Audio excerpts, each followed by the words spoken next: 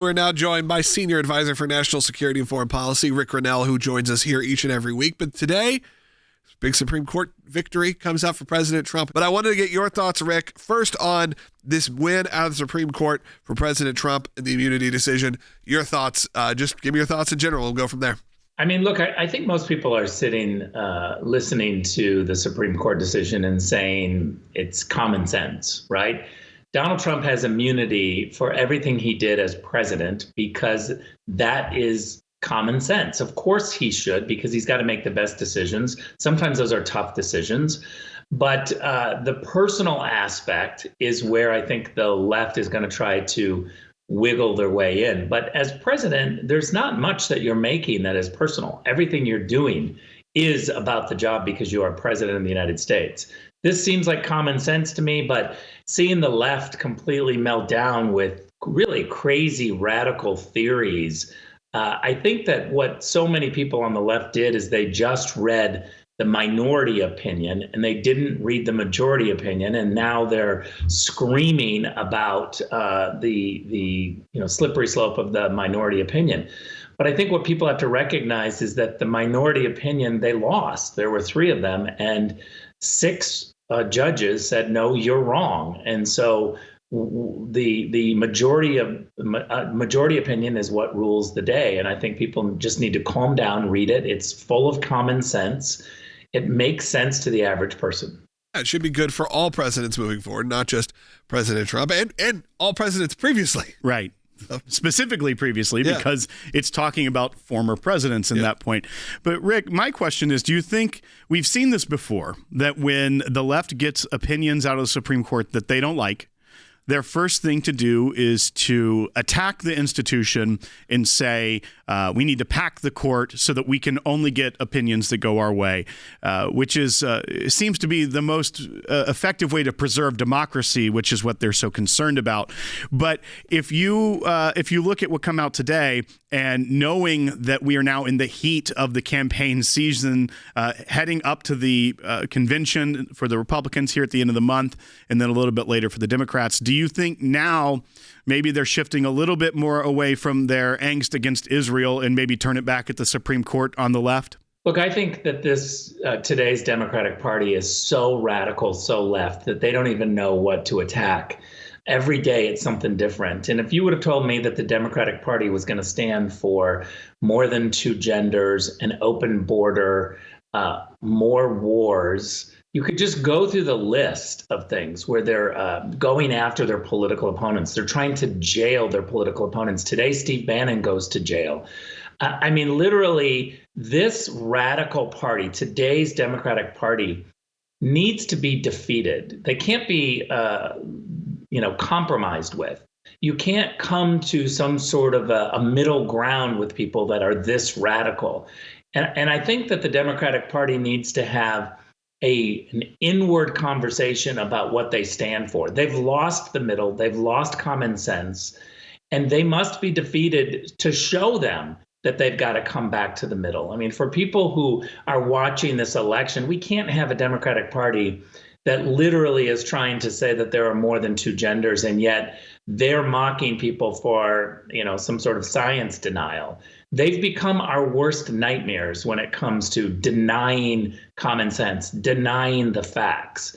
And so what they need to be shown is that the American people reject them resoundingly in November. And then they'll have an internal conversation and fix their issues and hopefully come back and try to fight for the middle class so we can have a conversation about what's good for the middle class. Linda's calling right off the top. Linda in Maryland on line 1. You're on the air. I thought I heard earlier that somebody was suggesting that Special Counsel Smith could refile. But my understanding is, since the SCOTUS sent it down and remanded it, that it has to be heard first before he could choose to refile. Is that correct? Well, I think there's several different layers here, Linda, that we have to look at. And one is that there are 2 cases now that have been remanded after the decision out of the Supreme Court, one being the Fisher case, which related to the obstruction of an official proceeding charge. And then there's also the one now that refers to the immunity. So there will be a couple different angles that will have to be sent down. And then the lower court would have to look at, one, the Fisher opinion on whether or not that case could go forward on those charges. And at that point, if they say these charges cannot go forward, then that is probably when it would trigger Jack Smith needing to refile. It wouldn't be an immediate now that the Supreme Court has put it out.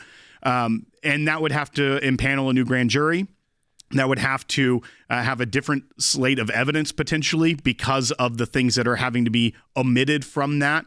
But then you also look at this where the court will also need to decide what in his original indictment would equate to being an official act or an unofficial act. So there is a lot of work that I think has to go forward with the district court naturally as a result of this being remanded back down.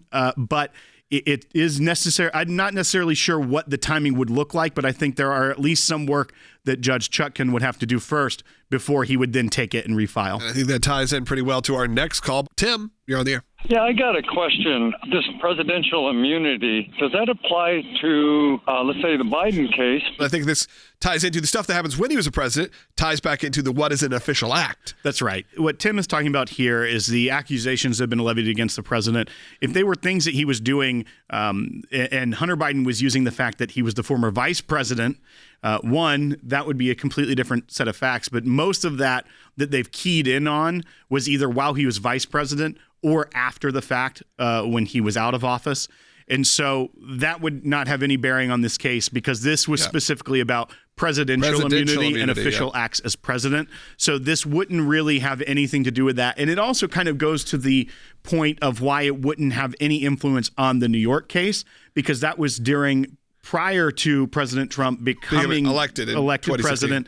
It was the alleged, or I guess what they decided were false business records. Yeah. They had nothing to do with his presidency and occurred before he was president. So none of the immunity claims here would take place there. All right, let's go take a last call of the day. Let's go to Dennis, who's calling in Arizona on line 2.